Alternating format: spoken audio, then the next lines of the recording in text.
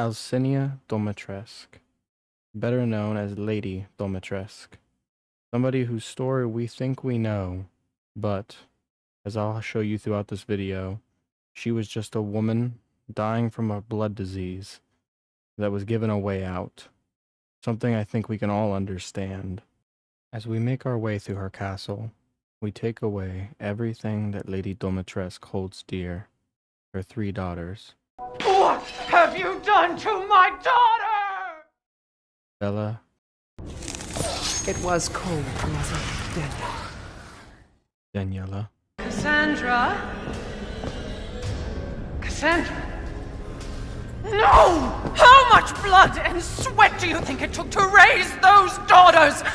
You have incurred an impossible debt. Cassandra, all of whom were reborn with the gift that Mother Miranda gave her, and who by our hand all perish. Something that even our protagonist, Ethan Winters, can understand as a fate worse than death, something to be avoided at all costs. And yet we commit this against her. The entire bloodline of House Dimitrescu is done in by the likes of you? To know a little bit about her before she became infected with the Caudou, you need to look at experiment notes, Caudou implantation notes, subjects 174 through 181, where you learn of her name Alcinia, and that she was subject 181.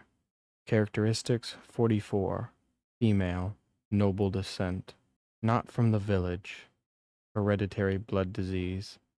Her results are where we begin to understand a little bit more about her. She had a very high affinity for the Caudou. She had no loss of cognition, meaning she retained all of her mental faculties. Arbitrarily able to control body transformation was referring to her ability to elongate and retract her claws. Applied cognition control procedure, meaning she was in full control, unlike Moreau. Sent out for observation. All of this is elaborated further in Dimitrescu's medical report. Subject name, Alcina Dimitrescu. Caudou affinity, most favorable. Brain functions, normal. Regeneration rate is incredibly fast. The subject can heal any external wound within seconds, and grow her nails into claws in mere moments. Rapid regeneration also means an increased body size.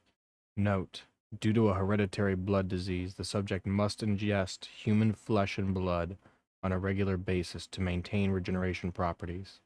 I suspect that if the subject's regeneration is not properly balanced, then she may mutate uncontrollably, an unfit vessel for Eva. To understand her is to understand being sick.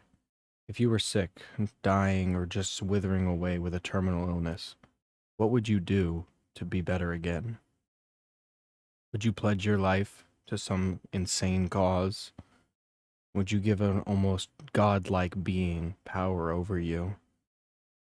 These are just some things to think about, some of the things that were going through Alcina's mind as she accepted the Caudou parasite from Mother Miranda. At the beginning of the game, Lady Dimitrescu questioned Heisenberg's fickle loyalty, which she was right to do so, but it was actually her loyalty who we see first waver. Upon the death of one of her daughters, she calls Mother Miranda for guidance, and upon being given direct orders for Ethan Winters to be brought alive, she defies them. Because he is in my castle and has already proven too much for my daughters to handle. When I find him... No, Mother Miranda. Yes, of course, I understand the importance of the ceremony. I won't let you down.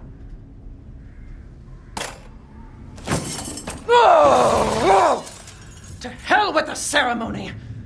That man will pay for what he's done. With that scene, we knew that her ultimate loyalties lied with her daughters, whom she cared about even if they were not her own blood.